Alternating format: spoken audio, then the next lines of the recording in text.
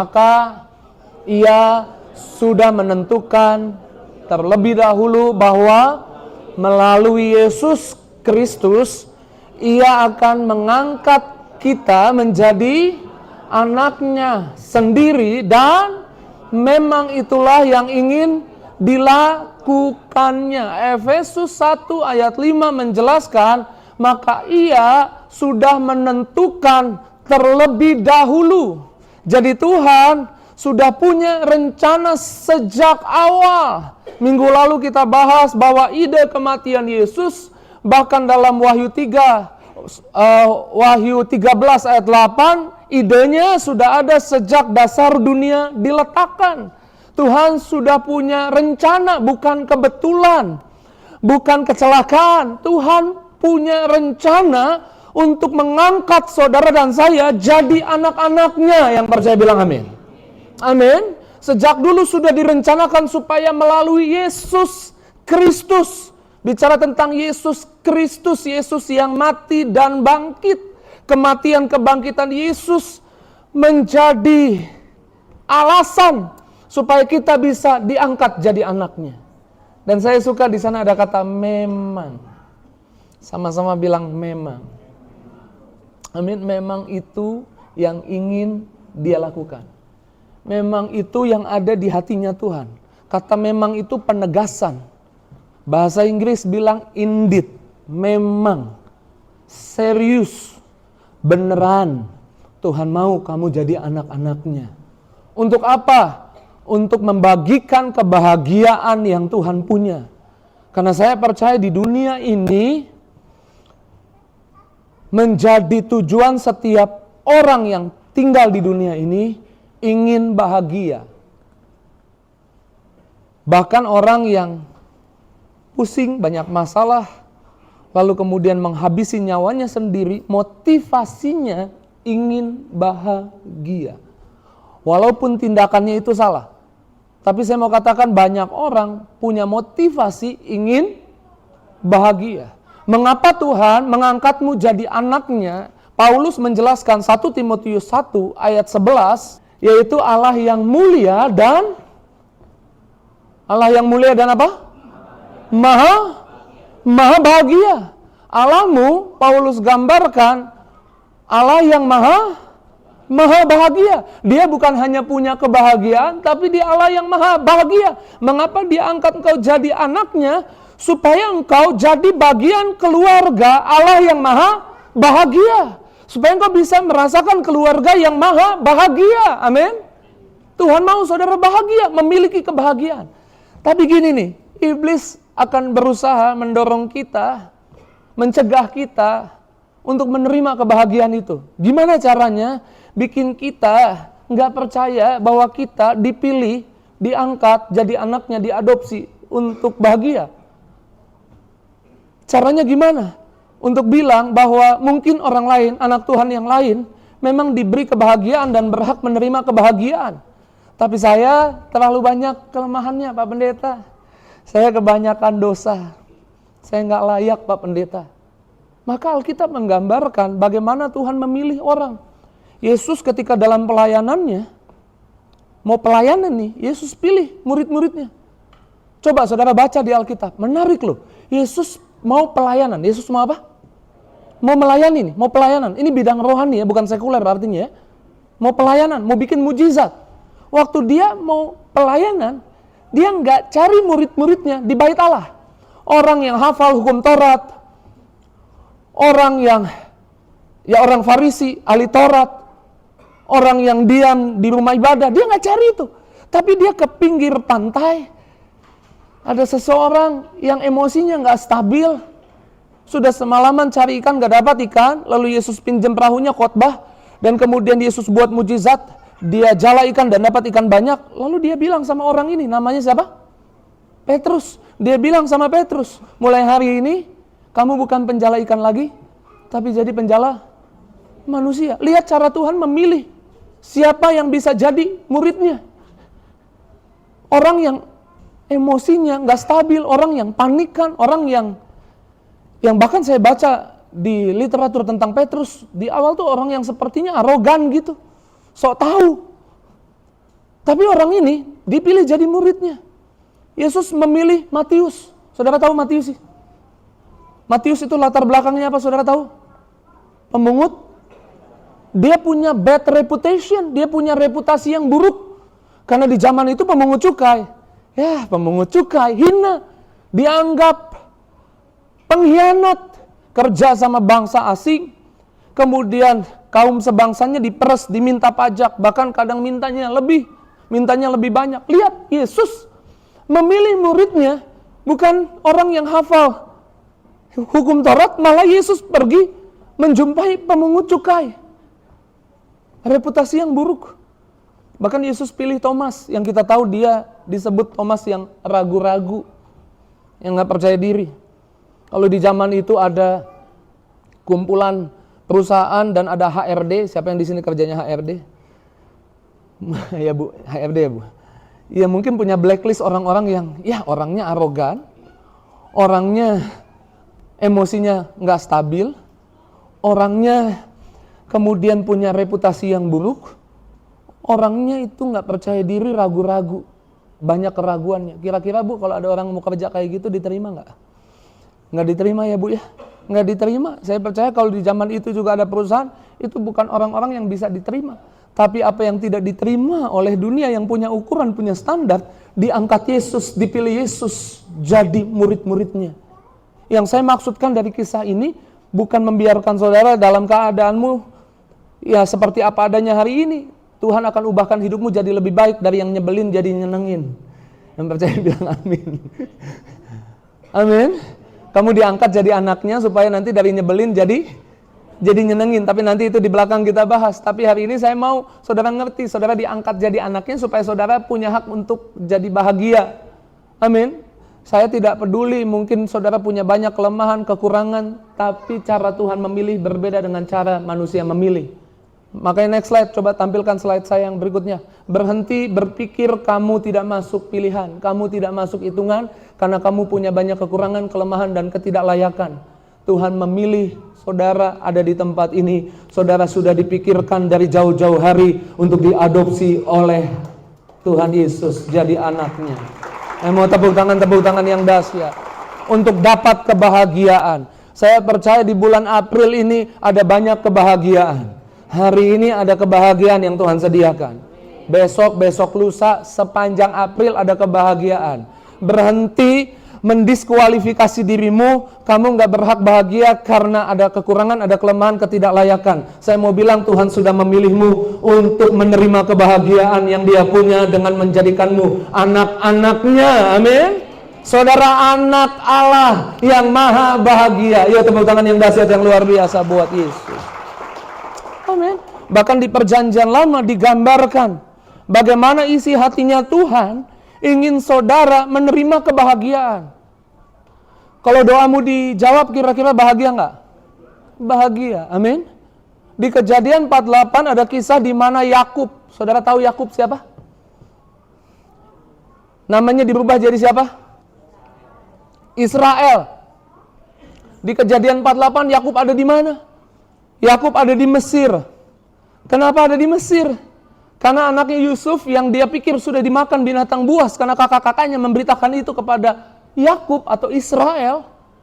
Ternyata ada di Mesir, menerjemahkan mimpi dan dipromosi jabatan jadi orang nomor 2, mengelola hasil pertanian Mesir, sehingga ketika kelaparan seluruh dunia di Mesir ada makanan, ada gandum. Dan kemudian Yusuf bawa papanya ke Mesir, bawa kakak-kakaknya ke Mesir, karena di seluruh dunia kelaparan, di Mesir ada makanan. Di Kejadian 48, di mana Yakub sudah tua. Yakub sudah tua. Kemudian sakit. Dan orang memberitahu kepada Yusuf, ayahmu sakit, sudah tua. Nih budaya orang Yahudi, kalau ayah yang udah tua sakit, takutnya pulang ke rumah bapak. Jadi segeralah kumpul. Penting ini, kenapa penting? Karena biasanya sebelum pulang ke rumah bapak, seorang bapak akan tumpang tangan kepada anak-anaknya. Tumpang tangan kepada siapa? Anak-anaknya. Untuk ucapkan berkat. Jadi Yusuf segera datang mengunjungi Yakub yang sedang sakit. Dia bawa dua anaknya, Manase yang sulung dan Efraim yang bungsu. Dibawa ke hadapan Yakub. Lalu Yakub berkata seperti ini, betapa bersukacitanya aku tidak pernah menyangka aku masih melihatmu. Karena aku pikir kamu udah mati, Yusuf. Kakak-kakakmu dulu beritakan kamu dimakan binatang buas. Aku bukan hanya melihatmu, tapi aku melihat anak-anakmu. Saudara perlu mengerti ini, anak-anaknya Yusuf lahir dari rahim orang Mesir. Rahim siapa? Orang Mesir. Gambaran orang yang tidak mengenal Allahnya Abraham, Ishak, dan Yakub. Orang yang tidak menyembah Allahnya Abraham, Ishak, dan Yakub. Saudara harus tahu di Kejadian 48 ada kisah tentang Allah Bapa, Yesus, dan kita. Dan siapa? Kita. Amin. Yakub gambaran Allah Bapa, Yusuf gambaran Yesus, Manase, Efraim gambaran saudara dan saya. Waktu dibawa oleh Yusuf ke hadapan Yakub, Yakub bilang seperti ini. Nah, buka deh Kejadian 48 ayat 5. Yakub meneruskan atau berkata, Yusuf, kedua anakmu, Efraim yang bungsu dan Manase yang sulung, yang lahir di mana? Di Mesir, di dunia, gambaran saudara dan saya.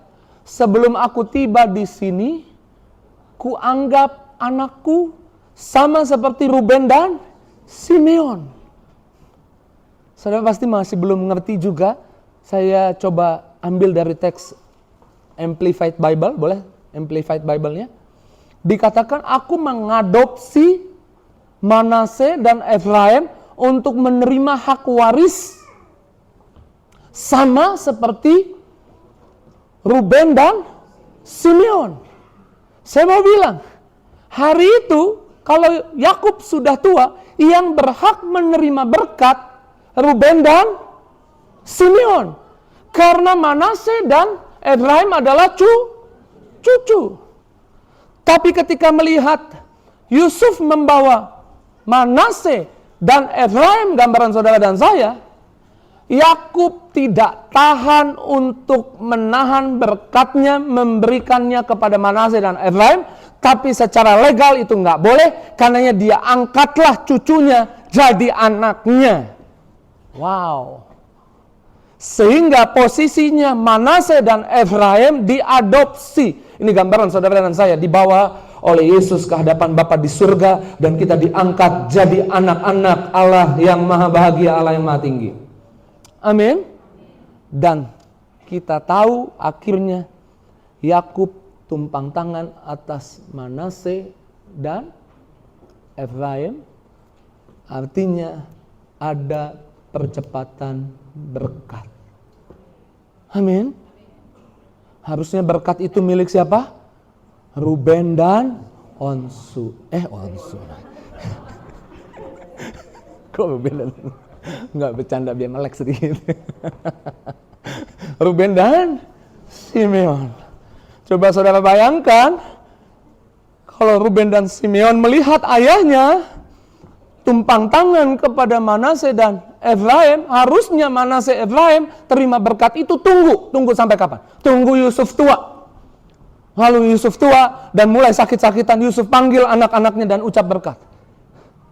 Tapi karena Allah Bapa sangat ingin memberkatimu, sangat ingin memberkati kesehatanmu, sangat ingin memberkati keuanganmu, sangat ingin memberkati keluargamu, Dia utus Yesus. Sehingga Yesus korban buat kita, dan Yesus bawa kita ke hadapan Bapa supaya berkat itu dipercepat sampai di hidup kita. Amin. Saya percaya di April ini ada berkat yang dipercepat sampai di hidup kita. Ada berkat yang dipercepat di hidup kita. Amin, ini dikit nih. Amin. Dan hal ini yang saya sampaikan hanya bisa diterima dengan percaya. Saudara boleh percaya atau saudara boleh menolak, tapi inilah janji Tuhan. Tuhan coba meyakinkanmu bahwa kamu beda sama orang lain. Kamu anak Allah yang maha bahagia. Kamu punya hak untuk terima kebahagiaan. Amin. Kamu punya hak untuk terima berkat yang dipercepat. Amin. Kalau saudara nggak mau percaya juga nggak apa-apa. Sama nanti seperti letnan Jepang yang di Perang Dunia Kedua, aduh saya lupa lagi namanya, nanti googling ya. Yang kemudian sembunyi di gua di Filipina. Dan dia dikasih tahu sama pimpinannya, jangan pernah nyerah sama Amerika. Kemudian dia berpikir masih berperang, perang udah selesai. Anak buahnya kasih tahu perang udah selesai. Dia bilang ini pasti propaganda Amerika. Saya nggak percaya. Ini propaganda Amerika supaya saya keluar dari persembunyian dan akhirnya saya ditangkap. Amerika pengen semua tentara Jepang ditangkap. Bahkan sampai koran jatuh dan dia baca.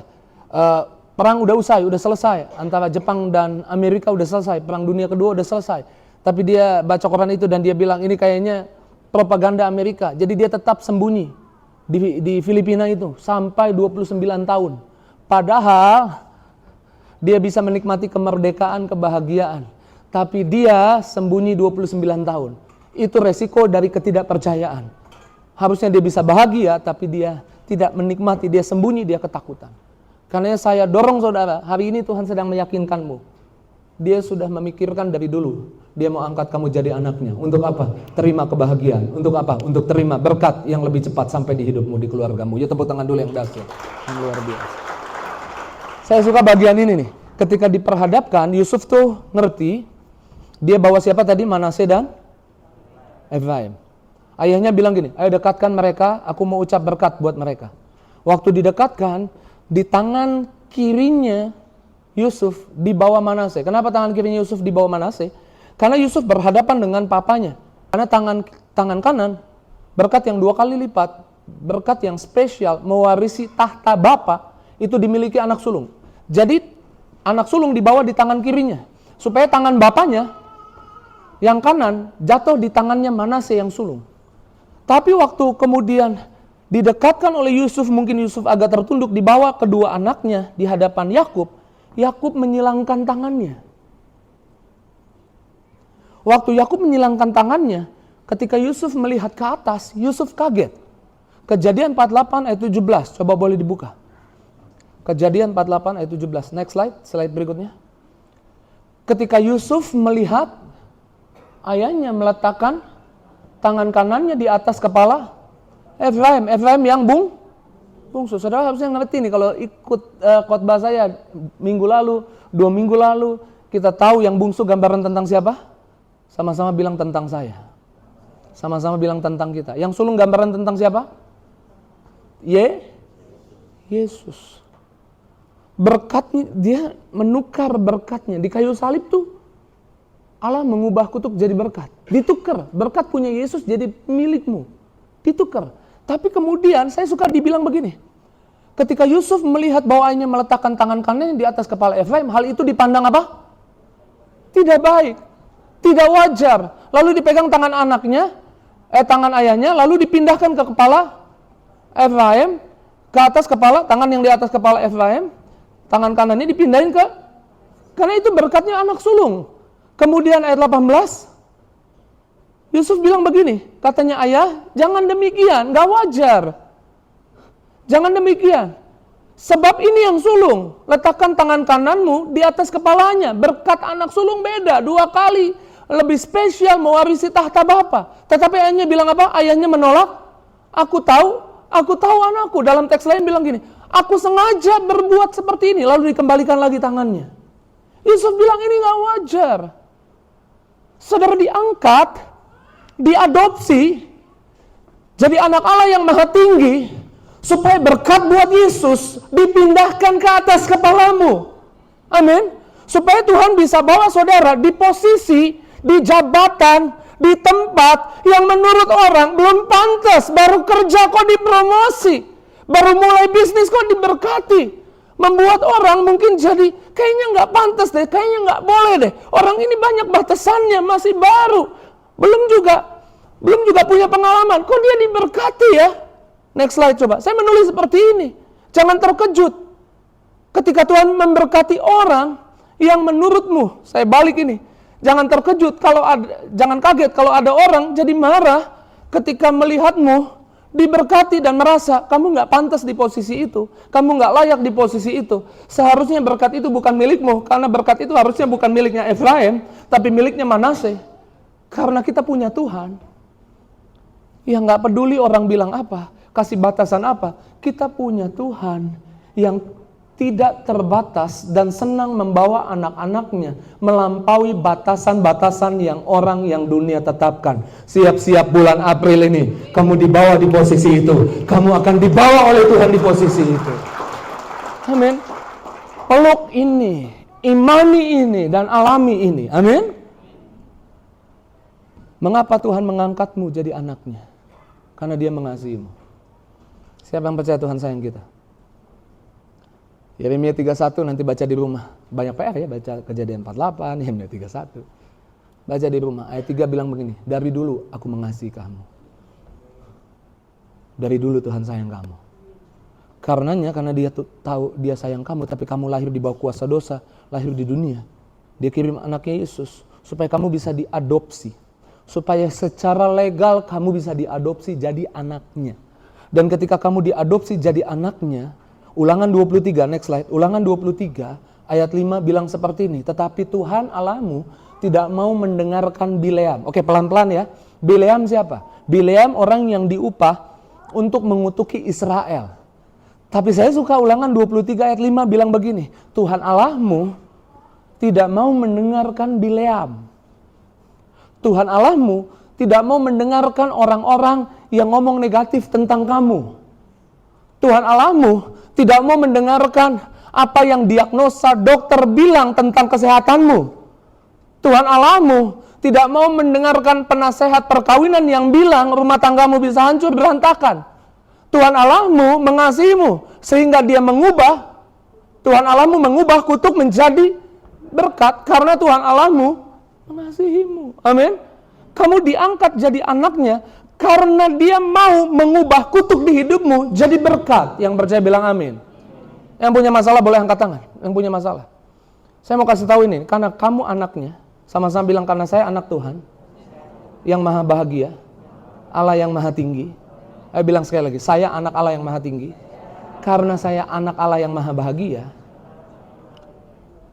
Masalah di hidup saya diubah Tuhan jadi berkat. Ujungnya kesaksian, ujungnya mujizat, ujungnya bukan kehancuran. Kenapa? Karena Tuhan tidak mau mendengarkan Bileam. Next slide. Tuhan Allahmu tidak mau dengarkan apa kata dunia, apa prediksi orang tentang hidupmu. Slide berikutnya boleh ditampilkan.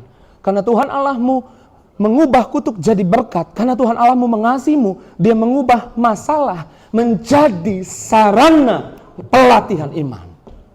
Amin.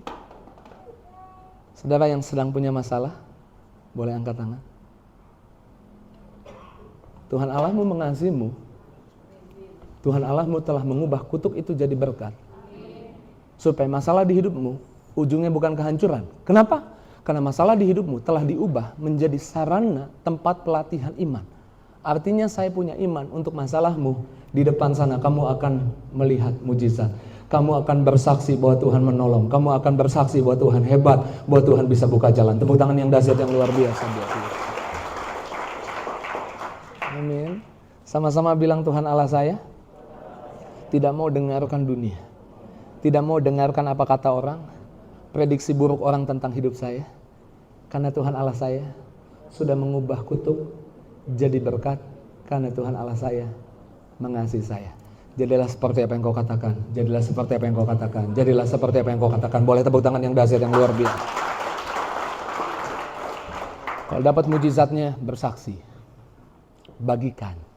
Amin. Yang punya masalah, sekali lagi saya kasih kekuatan. Masalah diubah sama Tuhan jadi sarana tempat pelatihan iman. Berimanlah. Percayalah. Amin. Dan lihat mujizat. Bersaksi. Tuhan Allahmu tidak mau mendengarkan Bileam. Tuhan Allahmu mengubah kutuk menjadi berkat karena Tuhan Allahmu mengasihimu. Sehingga Tuhan Allahmu mengubah, next slide, overthinkingmu menjadi percaya akan janji Allah. Amin. Saudara dibawa ke tempat ini bukan kebetulan. Siapa yang percaya saudara digiring, dibawa, digerakkan oleh Roh Kudus ke tempat ini bukan kebetulan. Boleh angkat tangannya. Karena saudara sedang dilatih, saudara sedang dikasih makan firman Tuhan. Karena Tuhan mau mengubahmu dari nyebelin jadi nyenengin. Dari kutuk jadi berkat. Bilang kanan kirinya, kamu gak akan nyebelin selamanya. Kamu jadi orang yang nyenengin satu kali. Tuhan Allahmu tidak mau dengarkan Bileam. Tuhan Allahmu tidak mau dengarkan apa kata orang tentang hidupmu. Tuhan Allahmu mengubah kutuk jadi berkat karena Tuhan Allahmu mengasihimu. Dia mengubah overthinkingmu menjadi percaya akan janji Allah. Caranya gimana? Dia bawa kamu ke tempat ini untuk dengar firman Tuhan. Tuhan Allahmu akan mengubah kamu dari ulet jadi kupu-kupu. Ulet makanannya adalah makan daun. Kerjaannya makan daun. Kerjaannya makan jat hijau daun dan kemudian dimamah biak oleh ulat itu. Sama seperti yang Daud bilang di dalam Mazmur 23 ayat 1, Tuhan gembalaku, jadi kita dombanya Tuhan. Domba kerjaannya makan. Di dalam Yosua 1 ayat 8, renungkan kitab Torah ini siang dan malam. Kata renungkan adalah mamah biak firman Tuhan ini siang dan malam. Amin. Saudara mungkin hari ini jadi ulat yang merangkak di bawah. Yang orang kalau lihat jijik, gak suka. Karena saudara hari ini orangnya mudah panikan, mudah marah. Gak enak lihatnya. Dilihatnya gak enak. Tapi Tuhan bawa saudara ke sini supaya overthinkingmu diubah. Jadi percayakan janji Tuhan. Tuhan kasih makan saudara. Sama seperti ulat makanin daun itu. Dan kemudian masuk dalam kepompong. Saudara sedang masuk dalam kepompong. Terjadi goncangan, ada masalah. Kemudian keluar sayap-sayapnya. Warna dari zat hijau daun itu berubah jadi warna kupu-kupu yang tadinya merangkak di bawah, sekarang terbang tinggi dan orang senang lihat kupu-kupu, bahkan nontonin kupu-kupu. Tuhan Allahmu tidak mau mendengarkan Bileam. Tuhan Allahmu telah mengubah kutuk jadi berkat. Kamu akan diubah dari nyebelin jadi nyenengin. Amin. Ya, tepuk tangan yang dahsyat yang luar biasa buat Yesus. Amin. Tuhan mau ubah hidupmu. Dari terkutuk jadi diberkati. Sehingga hari ini ada masalah, kamu gak panikan. Sama seperti Tuhan Allahmu mengubah Petrus yang panikan di laut itu. Yesusnya tidur, dia panik. Guru, nanti kami binasa. Tapi di kisah 12, Petrus yang panikan diubah. Dia besok dihukum mati. Dia tidur. Dia tenang. Dia nggak panikan. Seperti Tuhan mengubah Petrus menjadi pribadi yang baru. Saya punya iman saudara dibawa ke tempat ini untuk diangkat jadi anak-anaknya, untuk terima berkat, terima firman Tuhan, dan hidupmu diubahkan oleh Tuhan. Yuk tepuk tangan sekali lagi yang dahsyat. Udah deh, cepetan deh pemusiknya deh, siap-siap deh, nanti kelamaan saya keasikan nih kalau bagian firman. Terlalu banyak di dalam sini. Tapi kalau saudara makan kebanyakan nanti saudara lupa pulang. Pendeta Mario ngomong apa? Lupa ya. Maksimal saya udah pelajari, orang bisa menerima dan mengingat lama 30 menit udah tuh paling panjang. Ini kayaknya udah hampir 30 menit, jangan-jangan udah lebih. Udah siap, boleh siap-siap. Oke, itu yang kedua. Yang ketiga, kamu diangkat jadi anaknya. Salah satu, jangan ditampilkan dulu. Oh ya udahlah, nggak apa-apa, udah kepala yang ditampilin. Kalau saudara lihat di Alkitab berkat dan kutuk, salah satu kutuk adalah teror, ancaman. Ancaman sekarang banyak. Takut akan masa depan, gimana diterima kerja atau enggak, bisa makan apa enggak. Ancaman banyak hari ini. Tapi sebagai hamba Tuhan saya mau bilang, Tuhan Allahmu enggak mau dengar apa yang dunia bilang tentang kamu, yang Bileam coba ucapkan tentang hidupmu. Tapi Tuhan Allahmu telah mengubah kutuk jadi berkat karena Tuhan Allahmu mengasihimu. Next slide. Dia mengubah ketakutanmu akan ancaman. Jadi percaya bahwa ancaman takut sama kamu. Maksudnya gimana Pak Pendeta? Sekarang kamu bukan orang biasa. Kamu anak Allah yang maha tinggi. Saya ulang. Sekarang kamu bukan orang biasa. Kamu anak Allah yang maha tinggi. Jangan anggap dirimu biasa. Kamu anak Allah yang maha tinggi. Mungkin secara natural, biasa aja dia. Dia anak buah di tempat kerja saya, iya. Tapi di alam roh, posisimu disegani. Kamu anak Allah yang maha tinggi. Sehingga kamu gak perlu takut sama ancaman. Kamu harus tahu, di alam roh, ancaman takut sama kamu. Karena kamu anak Allah yang maha tinggi. Kamu anak Allah yang maha tinggi. Kamu anak Allah yang maha tinggi. Kamu anak Allah yang maha tinggi. Kamu anak Allah yang maha tinggi. Bilang, saya bukan orang biasa. Saya anak Allah yang Maha Tinggi. Sakit takut sama kamu sebenarnya. Bangkrut takut sama kamu. Karena kamu anak Allah yang Maha Tinggi. Kamu diadopsi. Pegang dadamu, bilang, saya bangga. Saya sudah diadopsi jadi anak Allah yang Maha Tinggi. Sehingga kita bisa berkata pujian ini. Kami bangga memiliki Allah sepertimu. Kami bahagia menjadi milikmu. Kami muliakan, kami tinggikan, kami agungkan namamu Yesus. Yuk sama-sama, yang bangga angkat tanganmu, katakan, kami bangga memiliki Allah sepertimu. Yang bahagia, kami bahagia menjadi milikmu. Kami memuji, kami menyembah, katakan, kami memuji, kami menyembah kepadamu Yesus.